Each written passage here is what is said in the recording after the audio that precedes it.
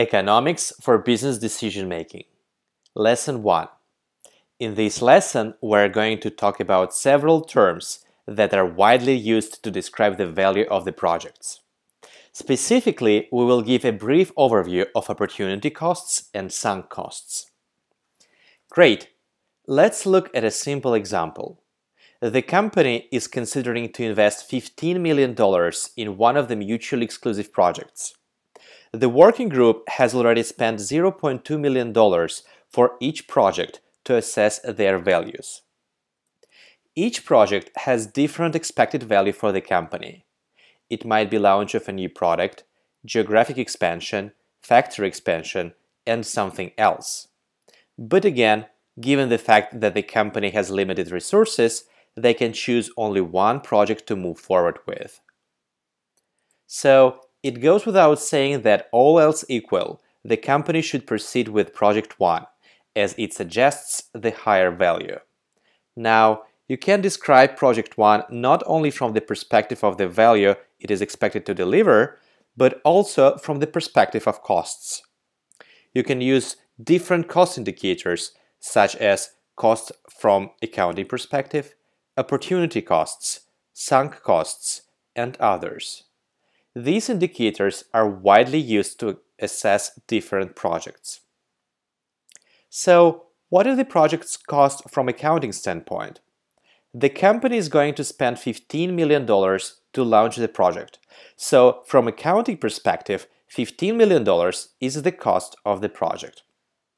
The opportunity cost of the project would be the value of the most highly valued opportunity that you need to abandon because you have proceeded with this project.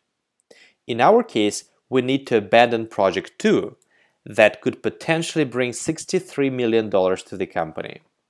$63 million is the opportunity cost of Project 1. So, whenever you assess some project and someone asks, what is the opportunity cost of the project? He or she wants to know what the alternative is and whether your project's value exceeds the value of this alternative. The sunk cost of Project 1 is the expenditure that the company made already, resources that the company already invested in Project 1. In this case, it is $0.2 million that the company spent to evaluate the project initially. Regardless of the project selection that the company is going to make, $0.2 million is gone, and nothing will change that. Now, the sunk cost is not only the cost that is made in the past. It is any type of costs that the company can't avoid while selecting a project. For example, if the company made some commitment of future payments and can't cancel it. Let's walk through more examples.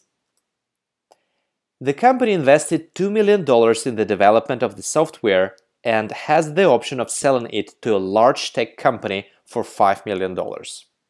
At the same time, based on the Chief Information Officer's data, if the company invests $1 million more, the value of the software will double, so they will be able to sell it for $10 million. Alternatively, the company can start to sell the licenses for the software without selling the proprietary rights. The licenses are expected to bring $3 million over time in today's prices. Obviously, all else equal, the company should go with the second option, and you can justify that in different ways.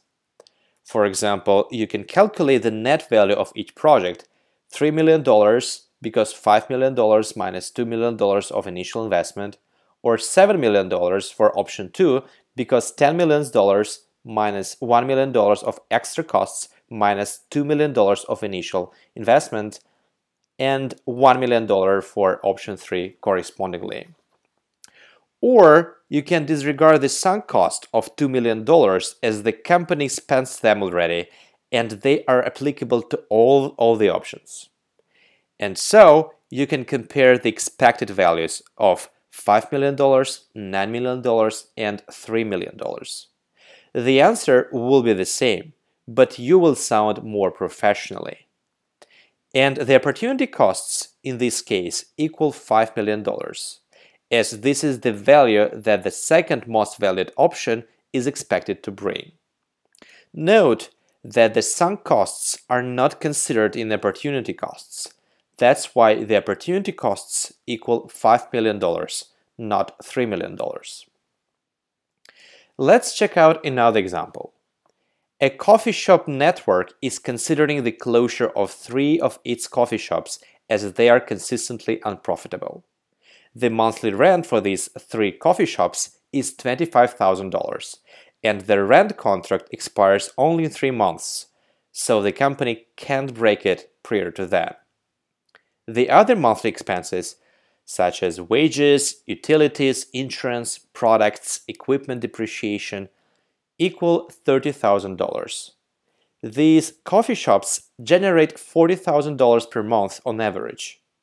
What would you recommend? Well, let's suppose the company shuts down the 3 coffee shops immediately. Why? Because it doesn't make sense to lose $15,000 per month. However, let's look at it from the perspective of sunk costs and opportunity costs. The sunk costs are the rent costs, as the company committed already to the rent for the next 3 months and will face the expense of $25,000 per month anyway. Thus, the opportunity cost of shutting down equal to $10,000 per month, while the value of shutting down is 0. So it seems like the company should still keep its coffee shops running for the next 3 months, as they will bring $30,000 more than the shutting down. Certainly, you can also solve this problem without using opportunity costs and sunk costs. You can simply calculate the value of 2 options: shutting down the coffee shops and keeping them open until the expiration of the rent contract. Thus, you will see that you will lose $75,000 in the first option and $45,000 in the second option. The difference will be $30,000, which is the opportunity cost that we calculated earlier.